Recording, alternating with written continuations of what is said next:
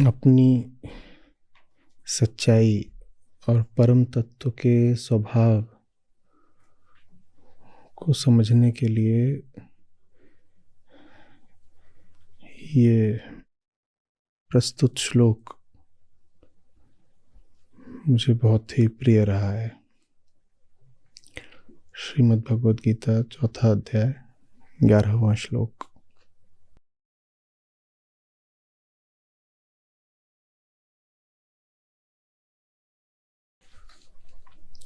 तो मैंने 2 बातें कही, अपनी सच्चाई और परम तत्व का स्वभाव।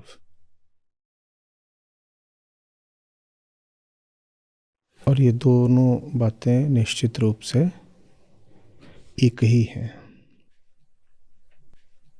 जिन्हें स्वयं को गहराई से जानना हो उनके लिए भी ये श्लोक मात्र उपयोगी नहीं, पर्याप्त है। और जो कहें कि उन्हें परम तत्व, सत्य या परमात्मा को जानना है, उनके लिए भी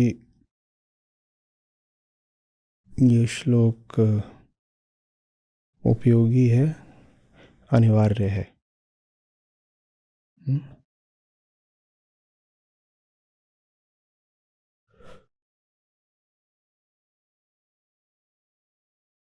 तो 2 सिद्धांत हैं जो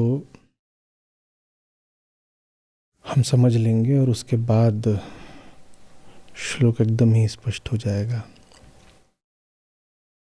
पहला, पारस्परिकता का सिद्धांत।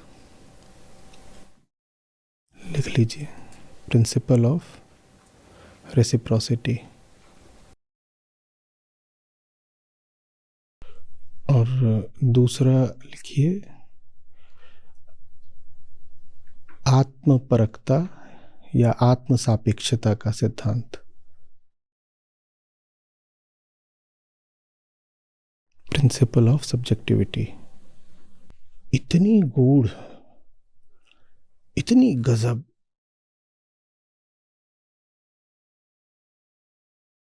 ऐसी गहरी बात को इतनी सरलता से कह गए यहाँ पर कृष्ण। व्यक्ति समझ जाए तो नाच उठे बिल्कुल। एक बात में दोनों बातें समझा दी। अर्जुन तुम कौन हो और अर्जुन मैं कौन हूं, दोनों बातें। जिन्हें जानना हो कि वो कौन है, उनके लिए ये श्लोक, और जिन्हें जानना हो कृष्ण कौन है, उनके लिए ये श्लोक। एक ही श्लोक में दोनों एक साथ स्पष्ट।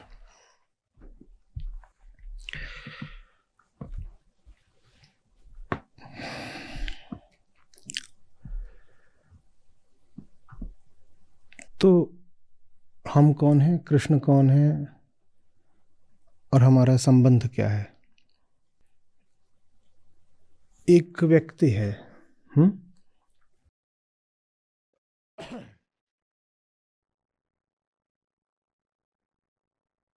बड़ा गुणी व्यक्ति है, कह लीजिए कि आदर्श पुरुष जैसा है। सर्वगुण संपन्न बोलना चाहो तो बोल सकते हो।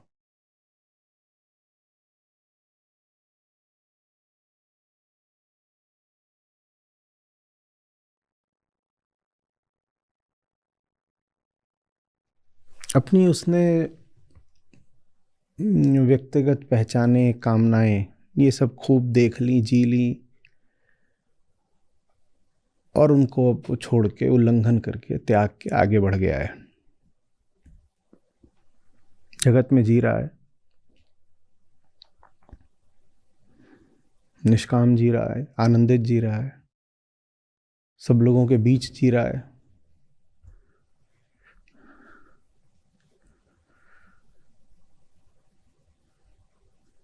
अपना उसके पास अब कोई मंतव्य या स्वार्थ बचा नहीं है, निजता उसकी कुछ है नहीं।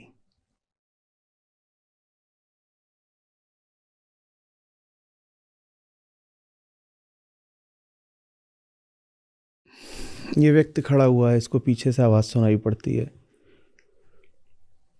पिताजी।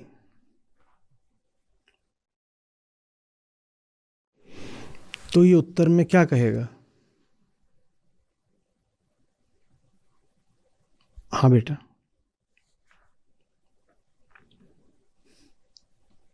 और क्या करेगा? पीछे मुड़ेगा, झुकेगा, गोद में उठा लेगा।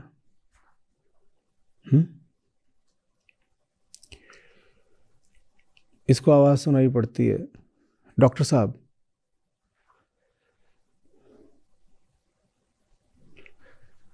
ये क्या करेगा? ये कहेगा हाँ बताओ क्या तकलीफ है, मैं कुछ चिकित्सा करे देता हूं। बड़ा अद्भुत चरित्र है ये व्यक्ति। हमने कहा सर्वगुण संपन्न है, और सर्वगुण संपन्न होने का मतलब है कि अनंत इसकी पहचानें हो सकती हैं, क्योंकि अब इसने अपनी पहचान त्याग दी है। तो उसने पढ़ रखा है चिकित्सा शास्त्र, चिकित्सक की उसकी एक पहचान हो सकती है। भरपूर उसने जीवन जिया है, मेडिसिन पढ़ी है उसने।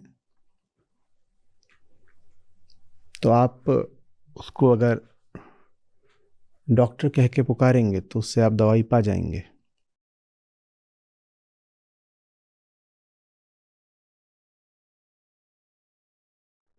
उसे एक आवाज सुनाई पड़ती है, ओ भाई मेरे यार। वो क्या करेगा? वो बाहें फैला देगा, गले से लगा लेगा। उसे आवाज सुनाई पड़ती है, अजनबी कौन, हट सामने से। वो क्या करेगा? वो बुरा नहीं मानता, वो बुरा मानने वगैरह की स्थितियां पार कर चुका है। आप उसको कहोगे कौन है भाई तू, हट जा सामने से, मैं जानता नहीं तुझे, तो सामने से चुपचाप हट जाएगा।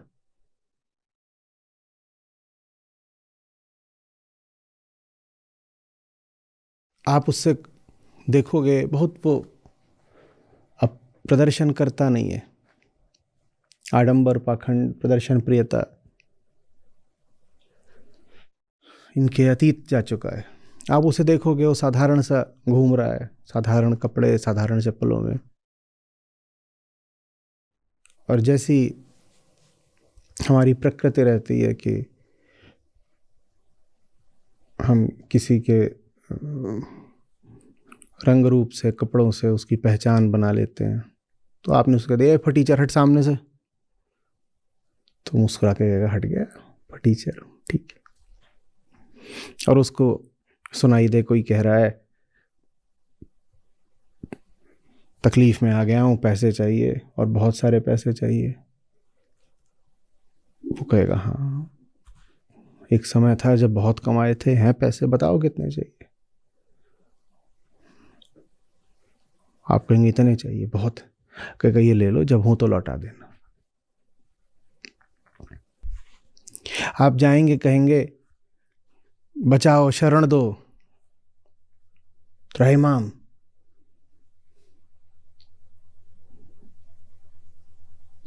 तो कहा बताओ क्या तकलीफ हो गई, डरो नहीं, मेरी छाया में हो। आपने कहा वो आ रहा है पीछे, वो मार देगा, तो मुस्कुराएगा, बोलेगा मारने वाले, एक समय था मैंने सबको समझाया था, मारने वाले पहले ही मर चुके होते हैं, डर क्यों रहे हो तुम, आ जाओ बस। पीछे से मारने वाला आ गया, वो बोल रहा है तो या तो इसको छोड़ दे, नहीं तो तुझे ही मारे देता हूं। मारने के लिए हाथ उठाएगा, आक्रमण करेगा, हाथ में चाकू हो सकता है, या घूंसा मार रहा है, जो भी कर रहा है। ये आक्रांता क्या पाएगा? घूंसे का जवाब घूंसे से पाएगा, क्योंकि इस वक्त उस बचाने वाले ने किसी को अभयदान दे रखा है, शरण ले रखा है। तो तुम आक्रमण करोगे तो आक्रमण का उत्तर भी पाओगे।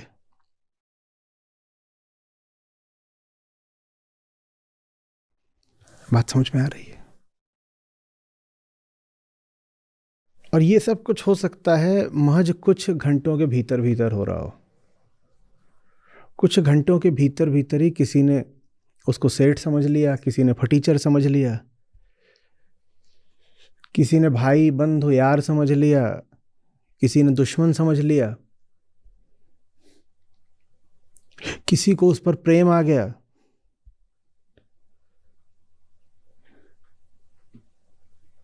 कोई उसकी उपेक्षा कर गया। और जो उसके प्रति जैसा व्यवहार करता गया वो ठीक वैसा ही व्यवहार लौटाता गया। क्यों? क्योंकि वो दर्पण हो चुका है।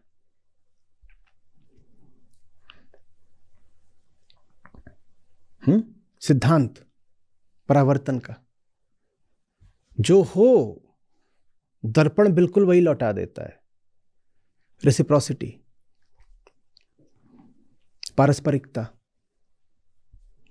उसके पास अपना कुछ बचा नहीं है, वो खाली हो चुका है। तो आपसे जो आता है वही आप तक वापस आ जाता है। दर्पण के पास अपना कुछ भी नहीं है। ये परम तत्व का एक गुण होता है, अगर हम कह सकें गुण, तो निर्गुण का गुण।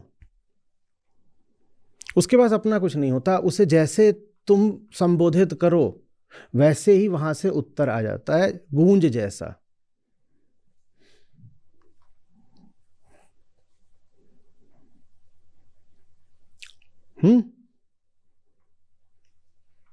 चिल्ला रहे हो, सामने कोई बड़ी पहाड़ी है दीवार जैसी, उसको बोल रहे हो तुम हो, तो उधर से 5 बार लौट कर आएगा तुम हो। अरे आपने तो उसको कहा था तुम हो, तुमने उसको कहा तुम हो, तो वो सत्यापित कर देगा कि तुम भी हो। उसका होना मानने से आपका होना निश्चित हो जाता है। अनुगूंज। और जरा भी हेर फेर बदली मिश्रण नहीं होने वाला। जो आपने दिया है वही आप पाते हो। जैसा आप उसको देखते हो बिल्कुल वैसा ही हो जाता है, क्योंकि उसका अपना कोई ठोस अस्तित्व नहीं है। उसके अस्तित्व का निर्धारण आप करते हो, और जो आप उसको देते हो वही आपको लौटकर मिल जाता है।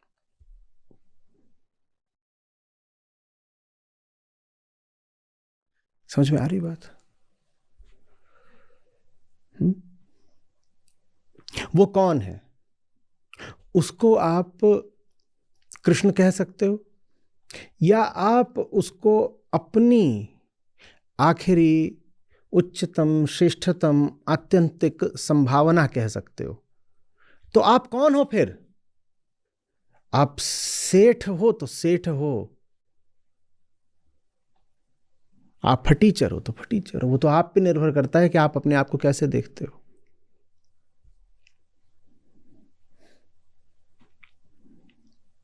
और जैसे देखोगे पक्का भरोसा हो जाएगा आप वही हो। आपने उसको पुकारा,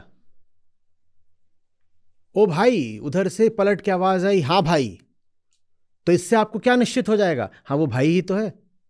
कैसे निश्चित हो गया? क्योंकि मैंने उसको भाई बोला, तो उसने भी मुझे भाई बोला। देखा, मैंने सच बोला था। तुमने सच पता नहीं बोला था कि नहीं बोला था, तुमने सिद्धांत नहीं समझा। तुमने उसको बोला ओ दोस्त मेरे, तो उधर से क्या आवाज आएगी? दोस्त। और तुम इधर उधर कहोगे देखा दोस्त है। नहीं, वो दोस्त है नहीं। तुमने दोस्त उसे माना तो दोस्त है। ये बात जितनी कृष्ण पर लागू होती है उतनी आप पर लागू होती है। हमने कहा स्वयं को समझना हो चाहे कृष्ण को समझना हो, दोनों के लिए सूत्र उपयोगी है, और एक समय पर आपको दिखाई देता है कि दोनों को समझने का अर्थ बिल्कुल एक है, क्योंकि दोनों ही एक हैं।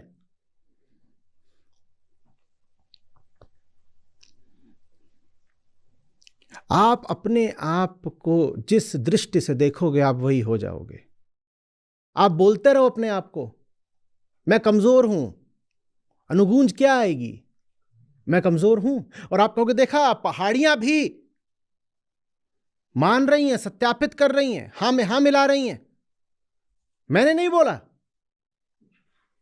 5 पहाड़ियों से 5 दिशाओं से आवाज आई है अभी, क्या मैं कमजोर हूं?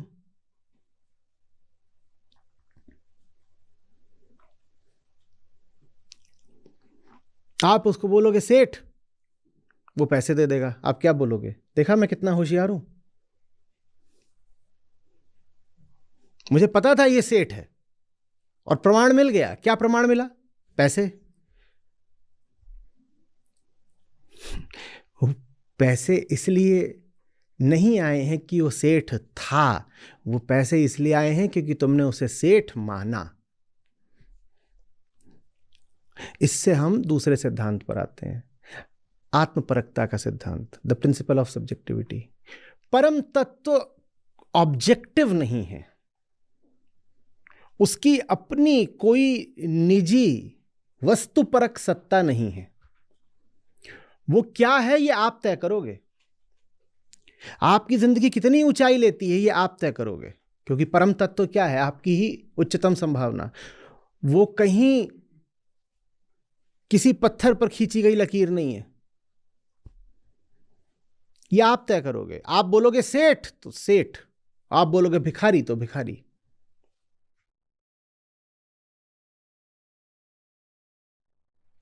जो हम नोएडा में थे तो इस पर एक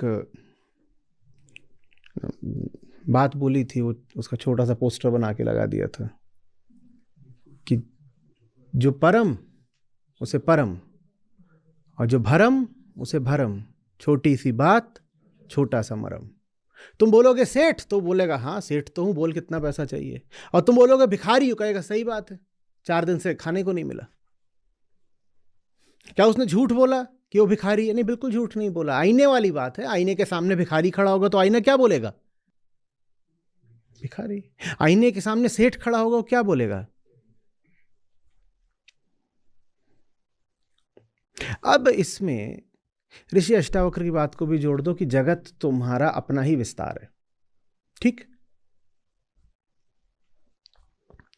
और कृष्ण कह रहे हैं कि तुम वही हो जो तुम अपने आप को बनाते हो। तो तुम वो होगा जो तुमने अपने आप को बनाया, और जगत है तुम्हारा विस्तार। तो जगत भी जैसा है तुम्हारा, उसको वैसा किसने बनाया? तुमने बनाया। तो माने जीवन और जगत भी तुम्हारे साथ कैसा व्यवहार कर रहे हैं तय किसने करा है? तुमने तय करा है, तुमने तय करा है।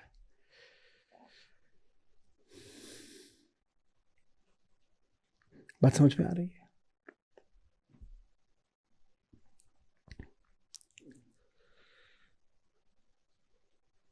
बहुत बड़ी जिम्मेदारी और बड़ी ताकत, अधिकार और कर्तव्य हमें मिल जाते हैं आज के श्लोक से। आपका जीवन, आपके जीवन की संभावना, सार्थकता सिर्फ और सिर्फ आपके हाथ है। आप उसे कितना ऊंचा ले जाते हो आप तय करो। कृष्ण निष्पक्ष हैं, निरपेक्ष हैं, निष्काम हैं। आप जो तय करोगे वो हामी भर देंगे। आप जो बोलोगे कहेंगे ठीक है। वो क्यों कहेंगे? क्योंकि श्लोक पे आगे कह रहे हैं ना वो कि देखो सारे रास्ते आते तो मेरे ही ओर हैं। तुम सीधा रास्ता लेने की जगह घुमावदार, उल्टा पुल्टा, टेढ़ा मेढ़ा, कंटकाकीर्ण रास्ता लो तो भी मैं क्यों मना करूं? सारे रास्ते हैं किसके?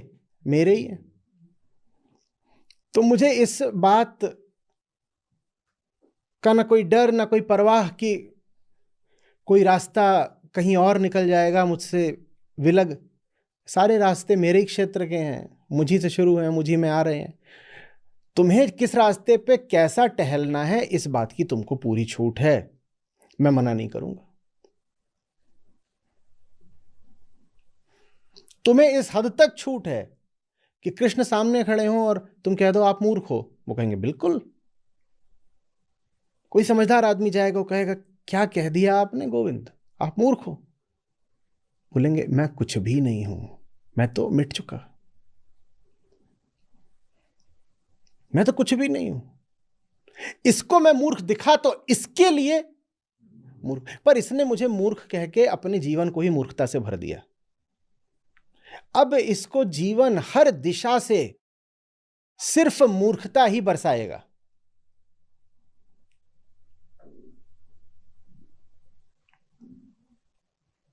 आ रही बात समझो?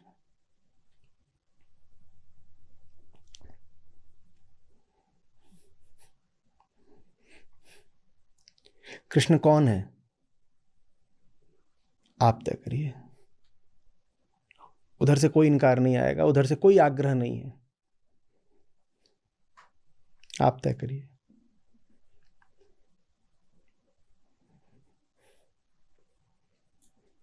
मुक्त ने मुक्ति दे रखी है,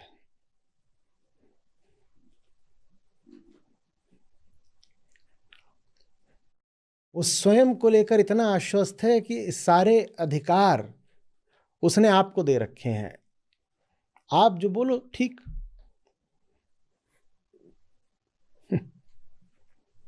हाँ, इतना बस है कि तुम जो बोलोगे वो चीज तुम तक पलट कर आएगी। पहाड़ी के सामने अगर बोल दोगे मूर्ख, तो पहाड़ी क्या बोलेगी? तुम एक बार बोलोगे, पहाड़ी 5 बार बोलेगी। जो भरम उसे भरम।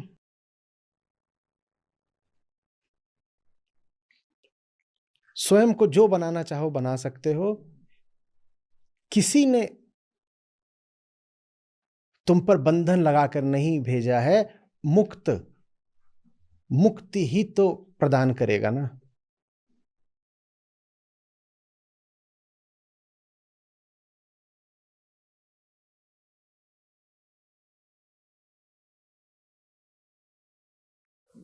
अस्तित्ववाद में सार्त्र का प्रसिद्ध कथन है, एग्जिस्टेंस प्रीसीड्स एसेंस।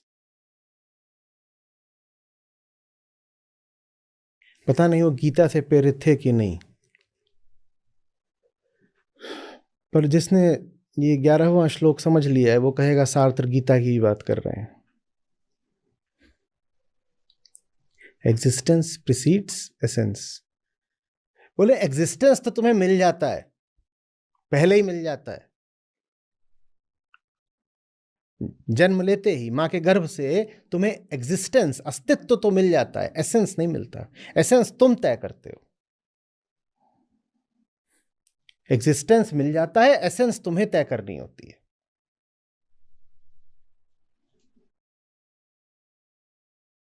और इस अर्थ में वो कहते थे कि मनुष्य में और एक कार में या घर में या मेज में बड़ा अंतर होता है। मेज ने जिस क्षण जन्म लिया था उसी क्षण तय हो चुका था, उससे पहले ही तय हो चुका था कि मेज क्या करने के लिए पैदा हो रही है।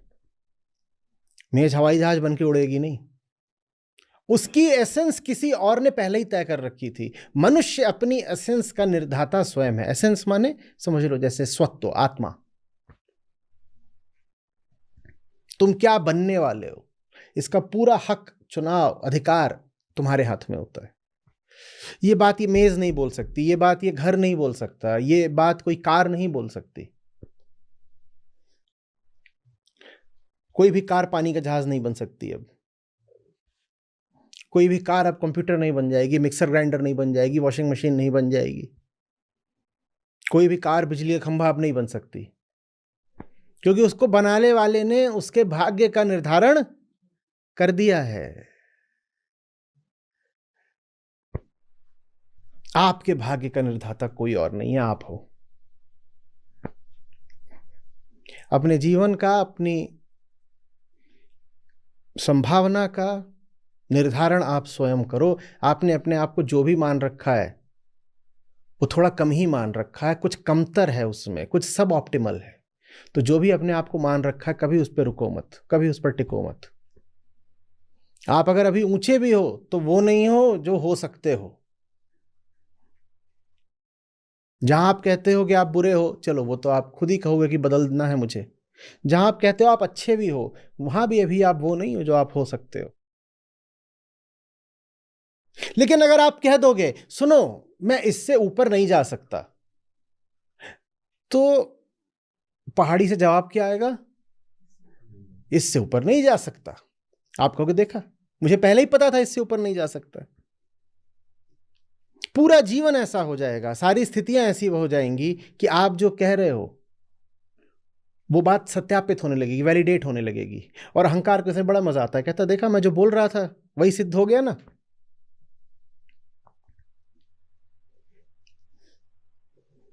कोई आए आपको बोले नहीं देखो तुम अपने बारे में बहुत छोटा सोच रहे हो, बहुत ओछा सोच रहे हो, तुम बहुत आगे जा सकते हो। आपको नहीं, मुझे पता है मैं इससे आगे नहीं जा सकता। वो कहे देखो प्रयास करो। तो प्रयास भी करना किसको है? आपको। जब आप ही को प्रयास करना है और आपका आग्रह है कि आप आगे और जा ही नहीं सकते, तो आपका प्रयास निश्चित रूप से क्या होने वाला है? विफल। वो प्रयास विफल होगा नहीं, उस प्रयास को आप विफल करेंगे। और उस प्रयास को विफल करने के बाद आप बहुत प्रसन्न हो जाएंगे। क्या बोलेंगे? देखा, आई टोल्ड यू सो, मुझे पहले ही पता था। नहीं हो पाया ना? नहीं हो पाया क्योंकि तुम माने बैठे हो कि नहीं हो सकता। तुम्हारी मान्यता है, तुम्हारी भावना है, यही तुम्हारे आड़े आ रही है। यहां बात यह नहीं है कि ऊंची भावना करो, यहां बात यह है किसी भी भावना को सत्य मानकर उस पर रुक मत जाना, चाहे नीची हो चाहे ऊंची हो, क्योंकि तुम्हारी ही है। आत्मपरकता, आत्मपरकता माने किसने तय करा है? मैंने तय करा है। कुछ हो रहा है तो किसने तय करा है? मैंने तय करा है, किसी और ने नहीं तय करा। भाई अगर ये चश्मा ऐसा है तो ये किसने तय करा? ये किसी और ने तय करा, ठीक है ना? ये क्या कहलाती है चीज? ऑब्जेक्टिव। ये एक ऑब्जेक्ट है, ये एक ऑब्जेक्ट है। पर कृष्ण कुछ और कह रहे हैं। कृष्ण कह रहे हैं ना, तुम ऑब्जेक्ट नहीं हो, तुम स्वनिर्धारित हो, तुम सब्जेक्ट हो। तुम्हें तय किया नहीं गया है, तुम तय करने वाले हो। तुम मेज नहीं हो कि कोई और कह देगा कि तुम किस लिए पैदा हुए हो। तुम इंसान हो। तुम उठो, तुम जगो, तुम स्वयं को जानो और तुम घोषणा करो कि तुम किस लिए पैदा हुए हो।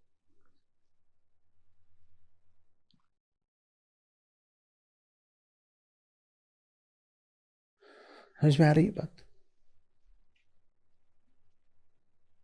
पूरी आजादी, पूरा अधिकार, पूर्ण स्वतंत्रता।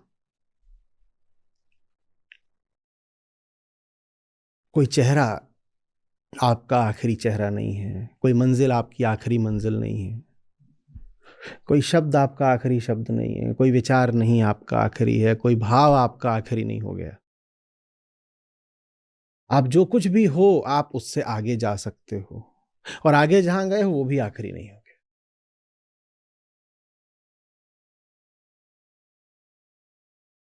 कृष्ण अनंत हैं। कैसे कहीं पर रुक कर, कैसे कहीं पर यात्रा का अंत करके तुम अनंत को पालोगे? बोलो।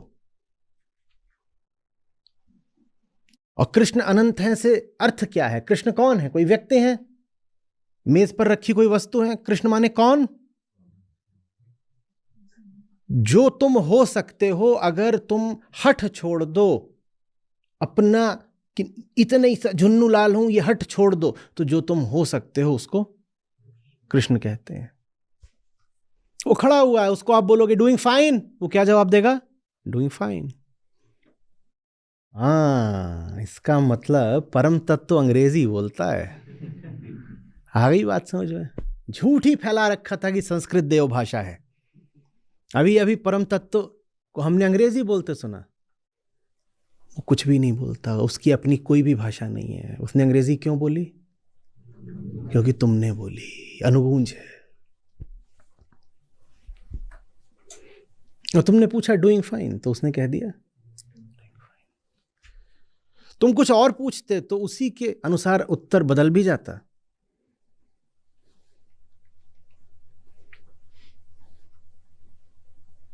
थर्रा देने वाली आजादी है ये, रूह कपा देने वाली जिम्मेदारी। और रूह माने मैं नहीं कह रहा भीतर कोई रूह वगैरह होती है, बोल के पछता रहा हूं क्यों बोल दिया। रूह मैं बोलूं तो उससे क्या आशय है? अहम, बस। भारी जिम्मेदारी की बात है। एक अर्थ में आप रचयिता हो, आप जो बोलोगे वो हो जाएगा। सोच समझ के बोला करो। एक दिन था जब झुन्नूलाल ने पहली बार बोला था मैं झुन्नूलाल हूं, और नतीजा क्या हुआ? वो झुन्नूलाल हो गया। कुन फाया कुन। वैसे उसने बोला था let there be Jhunnu. Bible में कहते हैं God said and then he said let there be light. But then you are the composer of your own life. तो झुन्नुआ एक दिन क्या बोला था बैठे बैठे? लेट देयर बी झुन्नू, और झुन्नू हो गया। आप भी जो कुछ हो ना, एक दिन था, एक पल था जब आपने बोला था मुझे ऐसा होना है, और आप ऐसे हो गए। किसी और ने नहीं बना दिया, कोई और नहीं है आपकी मेज का कारीगर। किसी भाग्य विधाता ने, किसी ईश्वर ने आपको वैसा नहीं रचा है जैसे आज आप हो गए हो। एक दिन आपने ही रही होगी कोई पिनक, कोई बेहोशी, कोई नशा छाई होगी, कुछ मदहोशी,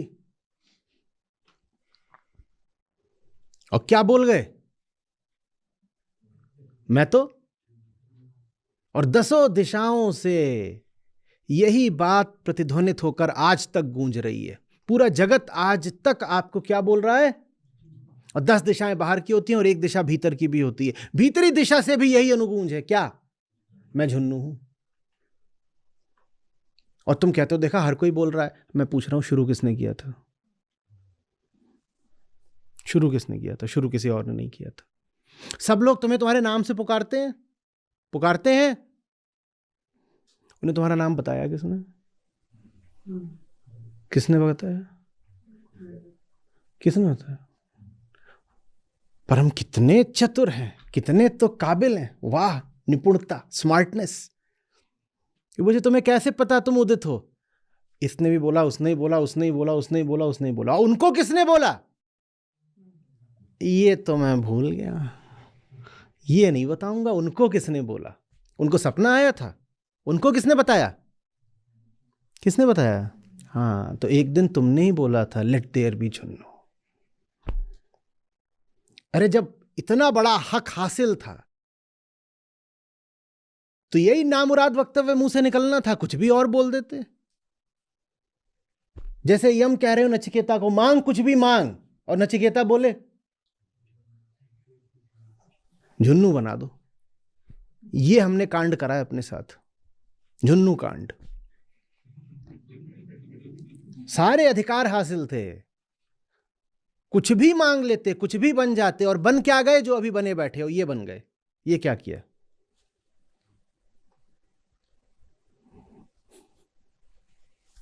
ये क्या किया? नहीं, पर ऐसा थोड़ी, ये स्थितियों का भी तो रोल होता है ना। आपने सार्त्र की बात करी थी, तो बाबा मार्क्स की बात करी है। उन्होंने कहा हमारे हाथ में तो कुछ होता नहीं है, सब स्थितियों से निर्मित हो जाते हैं हम। नहीं करेंगे। हम उनकी बात करेंगे जिनकी बात में कृष्ण की बात की खुशबू आती हो।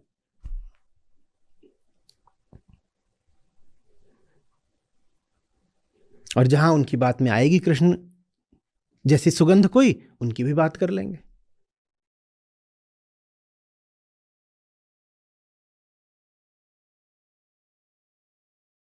समझ में आ रही है बात? जो मुझे जैसे भजता है मैं भी उसे वैसे ही भजता हूं। बिल्कुल बराबरी की बात। मैं अपनी ओर से कोई ऊंच नीच, कोई धांधली, कोई मिलावट नहीं करता। तुम बोलो मैं झुन्नू तो मैं बोलूंगा मैं झुन्नू, बस बात बराबर। क्योंकि इतने प्रिय हो तुम मुझे पार्थ कि सारे अधिकार मैंने तुम्हें दे दिए। प्रेम में यही करा जाता है, कोई बल प्रयोग नहीं, कोई जबरदस्ती नहीं, कुछ मैंने अपनी ओर से तय नहीं करा। प्रेम में मुक्ति देते हैं ना, आजादी देते हैं। तो जब परम प्रेम करता है तो वो परम आजादी दे देता है। इंसान भी जब इंसान से प्रेम करता है तो सामने वाले को स्वतंत्र करना चाहता है। तो जो परम है, और परम यही इधर, वहां कहीं परम नहीं बैठा हुआ 8वें मल्ले पे, ये परम वो जब प्रेम करता है आपसे तो आपको फिर, चूंकि वो पूर्ण है तो आपको पूर्ण ही आजादी दे देता है। बोलता है अब जाओ, जो बनना है बनो। बोलो क्या बनना है, बोलो क्या बनना है। अरे जो भी बनना था ये काहे को बन गए? माने ये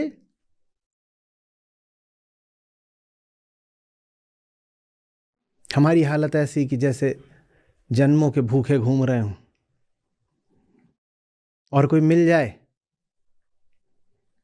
कृष्ण सरीखा, और हमको ले जाए किसी पंच सितारा में बैठा दे,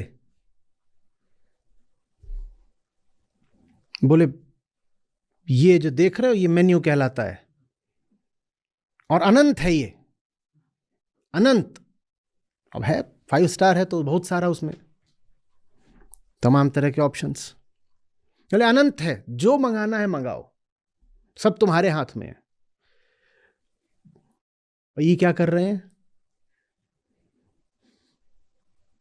उसको खोला और देखा क्या है क्या नहीं है, समझ में ही नहीं आ रहा क्या नहीं है। बहुत आगे तक जा नहीं सकते, इतने भुखाए हुए हैं। तो उसमें बोले चलो इसमें ना वो थोड़ा सॉल्ट एंड पेपर मिलेगा क्या?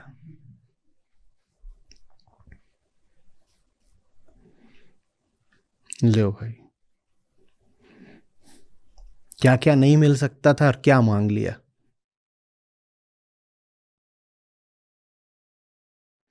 और मना नहीं करने वाले, क्योंकि वो खुद मुक्त हैं और एक काम वो कभी नहीं कर सकते कि किसी की मुक्ति छीन लें। उन्हें हरि बोलते हैं, वो बंधनों का हरण करते हैं, मुक्ति तो देना उनका काम है। और जब मैं बोल रहा हूं उनका, तो उनका माने कोई और नहीं है, आपसे बाहर कहीं नहीं कोई खड़ा हुआ है। चित्रों में मत घुस जाइएगा, कल्पनाएं छवियां मत बना लीजिएगा। हरि माने कौन?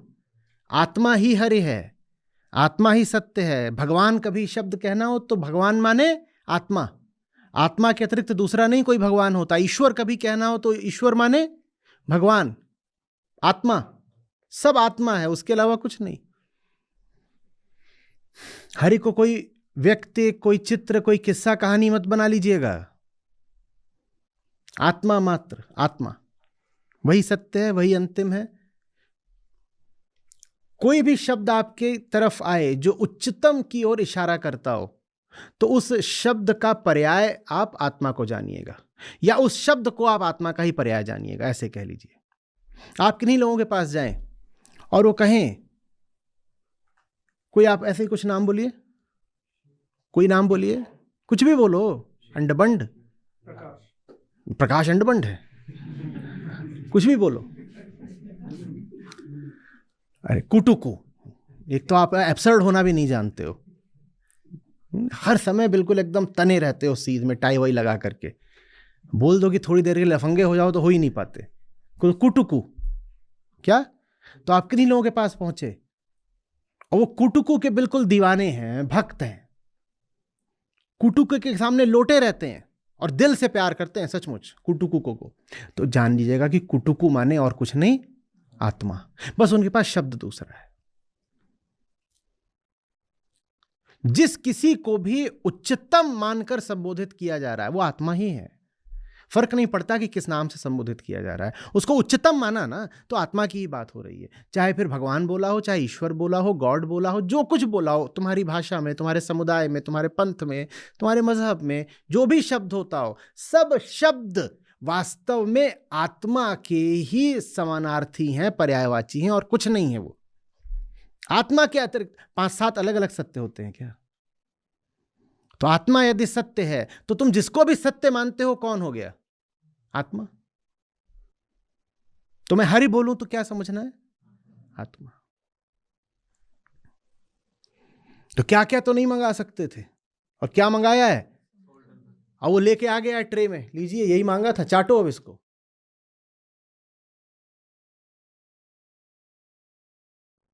तो देख के हरि को बोल रहे हैं, देख के हरि को बोल रहे हैं, मैंने हरि बाहर नहीं कहीं खड़े होते, बस हम किस्से के लिए कह दे रहे हैं कि हरि को देखकर, हरि होते तो यही है, बाहर कहां से खड़े होंगे? बाहर तो जो कुछ खड़ा होता है वो अहम का विस्तार होता है ना? ये अच्छे समझते हो ना सिद्धांतों को? बाहर जो कुछ है वो किसका विस्तार है? अहम का विस्तार है। तो हरि बाहर कहां खड़े हो जाने? तो बोल रहे एक मौका और मिलेगा। अब करुण भी बहुत है, जो अनंत हो जाता है उसमें करुणा भी अनंत हो जाती है। तो हरि क्या बोले? हाँ ठीक। तो इस बार मंगाया, इस बार क्या मंगा लिया? 5-7 तरीके की चटनी और सॉस। उनमें लिखा हुआ था साइड्स कि खाने के साथ अलग से और क्या मंगवा सकते हो, तो उसमें 3-4 तरह की चटनियों का और सीजनिंग वगैरह का नाम लिखा हुआ था। तो बोले जाओ सरसों वाली चटनी ले आओ, और अलग अलग तरीके की ऐसी ऐसी मदमाती चटनियां मिली दुनिया भर की, जिनका नाम भी नहीं सुना था। सारी चटनियां मंगा ली और ले आए। अब देखने में तो आकर्षक लग रही हैं, नाना उनके रंग, एक लाल, एक हरी, एक पीली, एक इंद्रधनुषी चटनी। अब करोगे क्या? पेट भरेगा? तो हरि देख रहे हैं, उनका तो काम है देखना, वो तो दृष्टा है। तो फिर बोले एक मौका और।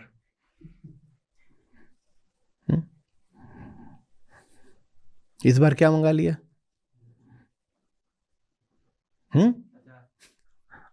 अचार मंगा लिया, पानी मंगा लिया, चम्मच मंगा लिया। इतना सोचना क्यों पड़ रहा है क्या मंगा लिया? आईना देखो, जो दिखाई दे वो मंगा लिया है। हम वही हैं, हम बिस्पोक हैं। बिस्पोक, बिस्पोक क्या होता है? Customised, made to order. आप टेलर की दुकान से कुछ लेने जाओ, वो जो आपको थमाए वो टेलर ने बनाया या आपने बनवाया? हाँ, तो हम ऐसे ही, हम मेड टू ऑर्डर हैं। इतना सोचना पड़ रहा है। मैंने क्या क्या बोला होगा हरि से? ऐसे देखो, तुमने ये बोला हरि से, और अब सोचो कि ये क्यों बोला हरि से।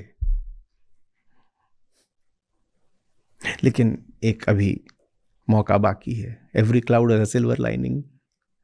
जैसे 3 बार उनको कहा था एक चांस और मिलेगा क्या, तो अभी फिर से बोल सकते हो। बोलो क्या? एक पापा, एक चांस। पापा के साथ लूडो खेलो तो किया ना कभी? हार गए तो क्या बोलते हो? ये जितने छोटे होते हैं बड़े बेईमान होते हैं। जब तक हरा नहीं लेता मुझको, और जिस चांस में वो जीत जाता है वो आखिरी हो जाता है। नहीं, मैं बोलूं मुझे भी एक चांस और चाहिए, तो नहीं। तो ऐसे तुम भी बोलो, क्या बोलो? एक चांस, एक चांस। और ये मैं गारंटी बता रहा हूं, वहां से क्या जवाब आएगा? ठीक है। और इस बार मेन्यू पूरा पढ़ना, अपनी सारी संभावनाओं की तलाश करना। इस बार जल्दी से कुछ मांग मत लेना।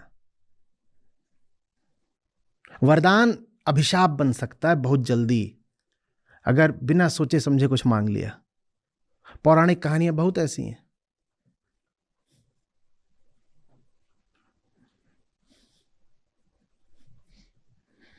और कोई बहुत खास दिन आता है, विशेष मुहूर्त आता है, जब मांगने का मौका मिलता है। कब मिलता है मांगने का मौका? अभी, अभी मांग सकते हो। बस ऐसे बोलना है। कैसे? यही प्रार्थना है। एक तो ये होती है अपना ही बाप है, उसको ऐसे कौन बात करे, उससे कैसे करे? एक करके दिखाओ, एक चांस और मिलेगा, पक्का है, कोई उसमें शक की बात नहीं। तो अगर वो देते ही रहते हैं चांस, तो हड़बड़ी क्या है? मौके मिल रहे हैं, मौके अगर खराब भी हो गए, बर्बाद भी हो गए, तो हड़बड़ी क्या है? हड़बड़ी बस ये है बेटा कि पक्का नहीं कि तुम कितने चांस मांगने के लिए देह में रहोगे, बस ये है। उनसे तो अनंत बार एक मौका और मांगोगे तो दे देंगे, पर तुम कितने मौके मांग पाओगे बताओ ना? तुम्हें अपने कल का कुछ भरोसा है? वो तो कालातीत हैं, उनका तो कोई कल होता ही नहीं, फिर तुम्हारा तो कल है ना, और तुम कल होगे कि नहीं होगे कुछ पता नहीं। तो हो सकता है कि आज जो चांस मांग रहे हो वो तुम्हारा आखिरी चांस हो, तो सोच समझ के मांगो। ये निश्चित है जो मांगोगे वो मिलेगा, सिर्फ वही मिलता है, उसके अलावा कुछ नहीं मिलता।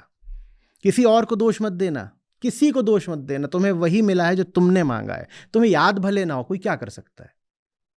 आप बेहोशी में कहीं ऑर्डर दे देंगे, आप वहीं वहीं उसी 5 स्टार में रुकवा भी दिया गया आपको, और अपनी पिनक में आपने कुछ मंगा लिया, वो आ गया, वो रख गया आपके कमरे में, आप तो बेहोश पड़े हो, आप सुबह उठो कह रहे हो ये किसने मंगवाया? अगर ऑर्डर डिलीवर हुआ है तो मंगवाया तो तुमने है, हाँ तुम बेहोश थे। अब वो जो रख गया वो एकदम बदबू मार रहा है, सड़ी हुई चीज है, पूरा कमरा महक गया, तो कह रहे हो अरे जिंदगी खराब कर दी। पता नहीं कैसे लोग हैं, कैसे भी लोग नहीं है, जो मांगा सो मिला। आज अगर आपकी जिंदगी के कमरे में बदबू ही बदबू फैल गई है, तो ये ऑर्डर तो प्लेस आप नहीं करा था। जो कुछ भी डिलीवर हुआ है मंगवाया तो आप नहीं था, आपको याद हो, खबर हो चाहे ना हो। बात आ रही समझ में? इसमें व्यथा की कोई बात नहीं है, पछताने की जरूरत नहीं है, हम अवसर की बात कर रहे हैं। अगर अतीत में वो सब कुछ आया जो आपने मांगा था, तो अभी भी वो आएगा जो आप मांगोगे। अवसर है, बहुत बड़ा सूत्र है ये, महावाक्य है। क्या? एक मिलेगा। क्यों सोच रहे हो कि तुम्हारे मांगने पर जो कोई सड़ी गली चीज तुम्हारे जीवन में रख गया, तुम्हारे मांगने पर वो पुष्प और सुगंध भी नहीं रख जाएगा? रख जाएगा। उसने अपनी ओर से तो कोई छेड़खानी, कोई भेदभाव, कोई हस्तक्षेप नहीं किया ना। किया कि कुछ मंगाया था कुछ और डिलीवर हुआ? ऐसा तो नहीं हुआ। पर हम ऐसे ही, अहंकार करता तो जबरदस्त बनना चाहता है, पर बस उन बातों का जो उसको प्रिय लगती हैं। आपको अभी तात्कालिक रूप से जो कुछ भी जीवन में श्रेष्ठ लगता है उसको आप बोल देते हो तुरंत कि तो मेरा है। क्यों? ताकि अनुग्रह की कोई जरूरत ना पड़े। ये तो मैंने अर्जित करा। नहीं मानोगे कि मैंने अर्जित करा तो क्या कहना पड़ेगा? अनुकंपा है प्रभु। कौन हाथ जोड़ के माने अनुकंपा? इससे अच्छा बोल दो। और जो कुछ जीवन में सड़ा गला है, अगर उसको कह दिया कि ये मैंने करा है, तो शिकायत का मौका नहीं मिलेगा। तो जो कुछ सड़ा गला है उसको कह दो ये किसी और ने करा है।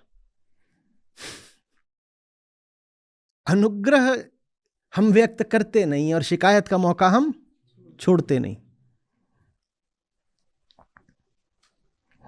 उनके साथ न अनुग्रह है न आलोचना।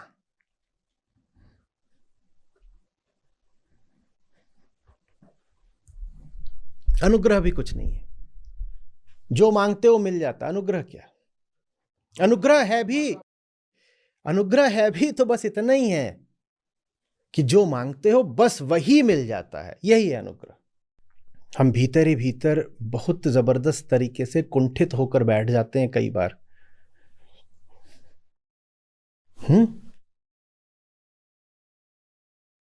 अभी कल ही मुझे किसी ने बोला,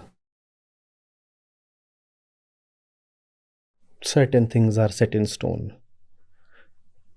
nothing is set in stone.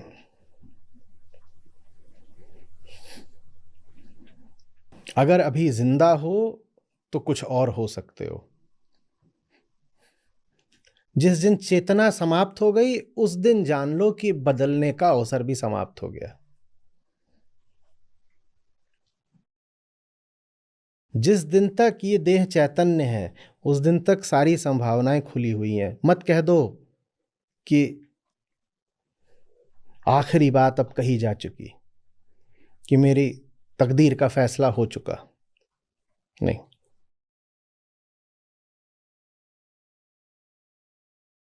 फैसला करने वाला अभी जीवित है ना, तो फैसला आखिरी कैसे हो सकता है? किसी और ने फैसला किया होता तो फैसला आखिरी हो भी सकता था। जिसकी तकदीर है, जिसका जीवन है, फैसला करने वाला वो स्वयं है, तो फिर कोई भी फैसला आखिरी कैसे हो सकता है? अभी जीवित हो। जो भी फैसले पीछे किए थे सब बदल दो, सब पलट दो। तुम न जाने क्या हो सकते हो। अच्छी बात है, नहीं जानते क्या हो सकते हो, लगातार आगे बढ़ते रहो ना। अगर तुम्हें लग गया कि मैं जानता हूं मैं क्या हो सकता हूं, तो जो जानते हो उससे आगे बढ़ोगे ही नहीं, वहीं पे जाके अटक जाओगे। बढ़ते रहो, चरैवेति चरैवेति। उपनिषद कहते हैं जो चलता रहता है उसे मधु की प्राप्ति हो। ऐसे ही नहीं कहते चलते रहो, कि चलते रहो। मधुता चलने में, आगे बढ़ते रहो, कहीं भी रुक मत जाना, और कभी भी अपने आप को विवश अनुभव मत करना।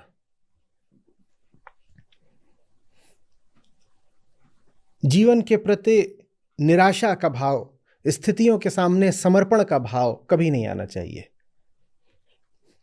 सिनिसिज्म नहीं होना चाहिए कि अब तो जो होना था हो गया।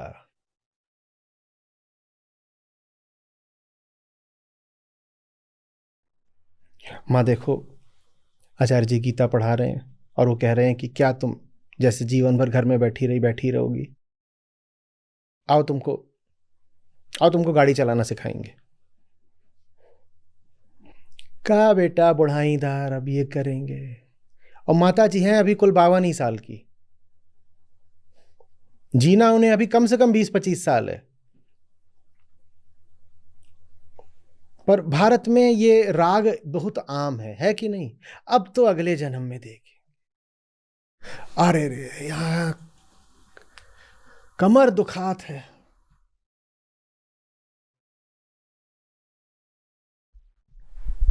जब मरी जाओगे तो कोई तुमसे नहीं कहेगा कि अभी और सुधरो और बदलो। अभी मरे नहीं हो ना, तो चरो, चरैवेति, बढ़ो। चरना माने भैंस होना नहीं होता। संस्कृत में चर का मतलब होता है चलना, जो चरे। यानी चरो, कहे कि चरना शुरू कर दोगे तो भैंस हो भी जाओगे, क्योंकि सब तुम्हारे ही हाथ में है। पूरे सत्र से इतना ही निकला कि दूने हो गए। कैसे? 2 पहले पांव थे, अब 4 हो गए, चरने लगे।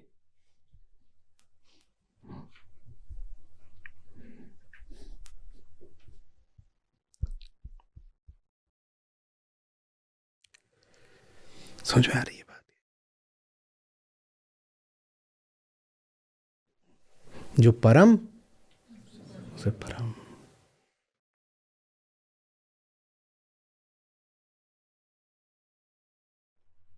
मैंने कहा ये इतनी लोमहर्षक जिम्मेदारी होती है कि हम डर जाते हैं। लोमहर्षक शब्द ही अपने आप में देखो कितने भेद खोल देता है। लोमहर्षक माने खुशी का, हर्ष का ऐसा मौका। लोम माने जो रोया होता है, खुशी का ऐसा मौका कि रोए खड़े हो जाएं। ऐसा अद्भुत हर्षप्रद रोमांच कि रोए खड़े हो जाएं, लोमहर्षक उसको बोलते हैं। लेकिन जानते हो लोक भाषा में लोमहर्षक का क्या अर्थ बन गया है? भयानक। अब देने वालों ने जब ये शब्द दिया था तो वो बात हर्ष की कर रहे थे, लेकिन जो कुछ इतना जबरदस्त होता है कि रोए खड़े कर दे, हमारे लिए भयानक बन जाता है। ये इस शब्द की व्युत्पत्ति हमें बताती है। जो कुछ इतना अच्छा होता है कि तन बदन में आग लगा दे, इतना जबरदस्त है, हम उससे डर जाते हैं। तो लोमहर्षक, किसी से बोलोगे बड़ा लोमहर्षक दृश्य था, तो कहेगा अरे भाई क्या हो गया, क्या इतना भयानक देखा है। लोमहर्षक का अर्थ ही बन गया है डराने वाला, कपाने वाला, टेरिफाइंग। तो ये लोमहर्षक जिम्मेदारी है। तुम कुछ भी हो सकते हो। अतीत निर्धाता नहीं है, देह निर्धाता नहीं है।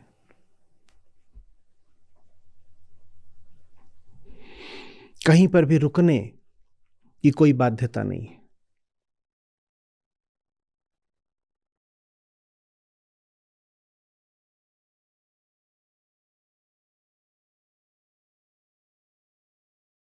तो क्या मैं जो चाहूं अभी हो जाऊंगा? मैं अभी बोलूं कि मुझे अरबपति होना है, तो एक चांस और अरबपति तो हो जाऊंगा क्या? वो कहेंगे जैसे मैं मुक्त हूं वैसे ही तुम भी मुक्त हो प्रयास करने के लिए। मुझसे बात कर रहे हो ना, तो जैसे मैं परिणाम की परवाह नहीं करता वैसे ही तुम भी परिणाम की परवाह मत करो। चेतना होके बोल रहे हो ना, तो चेतना में तो परिणाम के लिए कोई जगह नहीं होती। परिणाम तो सारे प्रकृति के हाथ में होते हैं, प्रकृति संयोगों पर चलती है। परिणाम क्या आएगा? अरे ये तो मैं भी जानने का प्रयास नहीं करता पार्थ। मैं तुम्हें कैसे आश्वस्त कर दूं कि तुम जो परिणाम चाह रहे हो तुम्हें मिल ही जाएगा? पार्थ याद करके बताओ, पूरी गीता में मैंने तुम्हें एक बार भी आश्वस्त करा कि विजय तुम्हारी होगी? क्योंकि पार्थ सचमुच परिणाम में नहीं जानता था, बिल्कुल नहीं जानता था। प्रकृति की प्रक्रिया में हस्तक्षेप करने का अधिकार मैंने कब का त्याग दिया। मेरी है ना प्रकृति, तो मुक्त है, वो अपने अनुसार चलती है। प्रकृति की धारा में, उसके नियमों में किसी भी तरह का मैं हस्तक्षेप नहीं करता, न किसी नियम का मैंने कभी उल्लंघन किया।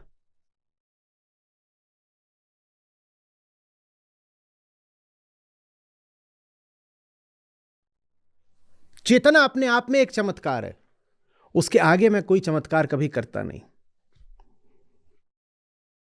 मिट्टी सचेत हो जाती है, इससे बड़ा चमत्कार क्या होगा बोलो? इससे बड़ा हो सकता है? मिट्टी से फूल खिल गया, जो जड़ लग रहा था पता चला वो तो चेतन था। इससे बड़ा चमत्कार नहीं होगा, और इसके अलावा कोई दूसरा चमत्कार होता भी नहीं है। तो परिणाम वाले चमत्कार की आशा मत रखना कि एक चमत्कार कर दीजिए, अरबपति बना दीजिए, नहीं। तुम मुक्त हो प्रयास करने के लिए।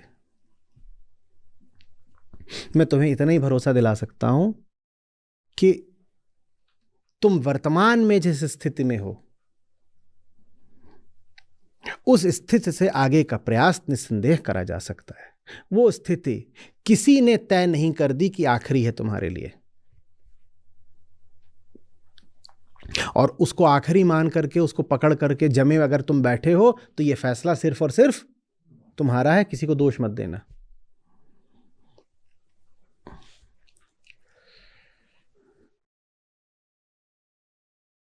आत्मपरकता का सिद्धांत समझ रहे हो ना? ऑब्जेक्टिविटी नहीं है। जैसे ये मेज क्या है? हाँ, आपकी संभावना और परम सत्ता दोनों आत्मपरक हैं। अहम परक भी बोल सकते हो, अहम परक, अहम सापेक्ष। आप तय करोगे कि आप क्या हो सकते हो, आप तय करोगे कि आपकी उच्चतम संभावना क्या, आप तय करोगे। कोई और नहीं बैठा हुआ है फर्नीचर वाला बढ़ई जिसने तय करा हो, कोई नहीं बैठा हुआ।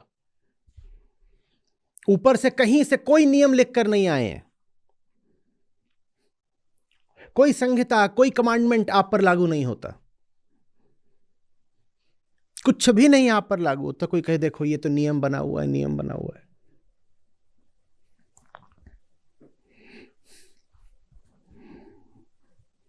अब इतने साल हो गए, दूसरे मतावलंबियों से जब मुलाकात होती है, खासकर जो अब्राहमिक धारा से आते हैं, तो पूछते हैं अच्छा हिंदुइज्म में ये अलाउड है? अच्छा, वेदांत में ये अलाउड है, वो ये शब्द बार बार कहते हैं अलाउड है। मैं कहता हूं कौन है अलाउ करने वाला?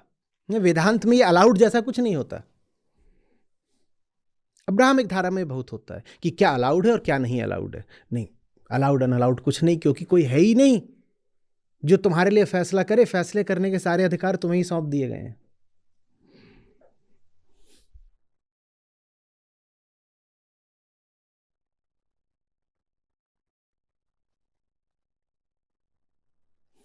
उनको बड़ा रोमांच होता है, लेकिन डर भी जाते हैं। वो कहते हैं माने सब कुछ अलाउड है।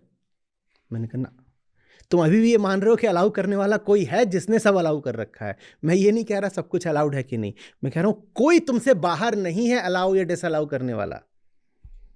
अनुमति देने वाला या रोकने वाला तुमसे बाहर कोई नहीं है। तुम्हें देनी है अनुमति तो दो, और जो तुम अनुमति करोगे तुम्हारा जीवन बिल्कुल। तुम बोलोगे मैं सुअर हूं तो अपने आप को निस्संदेह नाले में ही पाओगे। फिर कहना मत कि ये नाला क्यों बना है मेरा जीवन, क्योंकि पहले घोषणा तुमने करी थी कि तुम सुअर हो।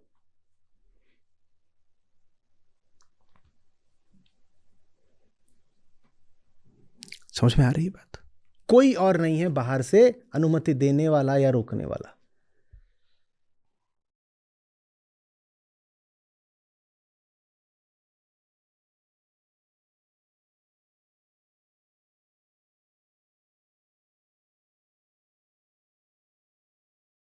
सब मनुष्य मेरे ही मार्ग का अनुसरण करते हैं। जो भी करोगे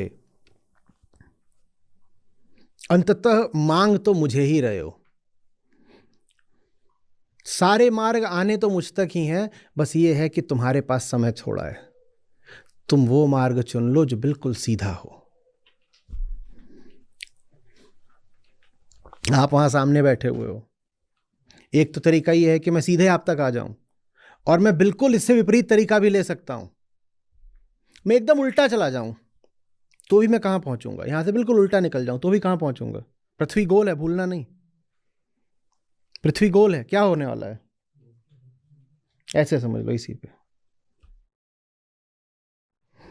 यहां से यहां जाना था, अब या तो ऐसे चले जाओ, या ये ज्यादा तुनक मिजाज है, ये ऐसे चले हम तो उल्टा जाएंगे। तो भी ये उल्टा भी जाओगे तो घूम के आओगे तो क्या पाओगे? पहुंच तो वहीं गए जहां नहीं पहुंचना चाहते थे। तो कृष्ण कह रहे हैं जहां भी जाओगे पाओगे तो मुझे ही। बस ये है कि तुम्हारे पास समय थोड़ा है, तो इतना मत बहको। जब सारे रास्ते अंततः मुझ तक ही आने हैं तो क्यों उबड़ खाबड़ रास्ते चुन रहे हो? क्यों ऐसे रास्ते चुन रहे हो जिन पर तुम्हारी यात्रा पूरी नहीं होगी, मौत आ जाएगी? जीवन मुक्ति से बड़ा रस नहीं है जीवन में। और जीवन मुक्ति तो काल आधारित है ना। जीवन मुक्ति तो इस बात पर आश्रित है कि तुमने जीते जी मुक्ति पाई कि नहीं पाई। बहुत समय तो है नहीं।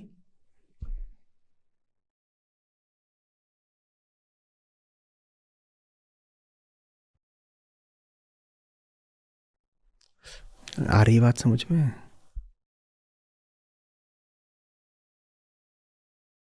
लेट देयर बी झुन्नू लाल, नहीं बोलना।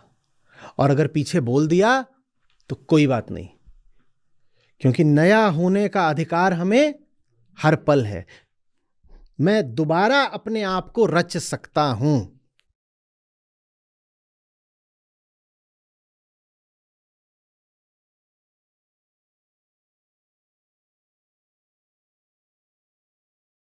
मैं छोटा था, किसी ने मुझे एक तोहफा दिया था। तो तोहफा तो खो गया, उसकी तस्वीर लेकिन काट के मैंने अपनी डायरी में चिपका ली थी। वो तस्वीर आज भी है। तस्वीर थी man is the sculptor of his own destiny, जिसमें एक व्यक्ति है, वो अपनी ही मूर्ति, अपनी ही प्रतिमा पर छेनी हथौड़ी चला रहा है, अपने आप को गढ़ रहा है। वो अपना शिल्पकार स्वयं है। आमतौर पर आप पाते हो कि शिल्पी है और वो पत्थर से मूर्त उभार रहा है ना। और वो जो मुझे दिया गया था तोहफा, वो पता नहीं कहाँ रह गया, पर जिस डब्बे में आया था उसमें उसी की तस्वीर बनी हुई थी। तो मैंने उस डब्बे से काट के वो तस्वीर चिपका ली थी। जिसमें ऐसे एक बैठा हुआ व्यक्ति और अपने ही ऊपर, तुम बताओ ना तुम्हें क्या बनना है।